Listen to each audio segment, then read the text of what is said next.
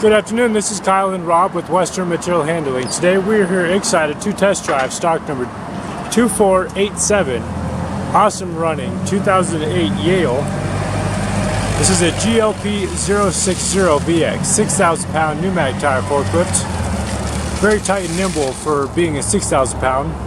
Has wide drive tires, has a wide side shift carriage with load backrests, has 42-inch pallet forks. This unit will go 199 inches, has a triple stage mast.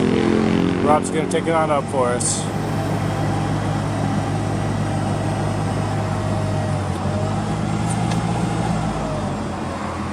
This unit has a nice running LP gas 4-cylinder engine, automatic transmission, has solid pneumatic tires, never get a flat, LED light package, has had recent repairs, new PM service, and a brand new paint job. You can check out this forklift online at abetterforklift.com or stop by either store in Fort Collins, Commerce City, or Torrington, Wyoming. Thank you very much for watching.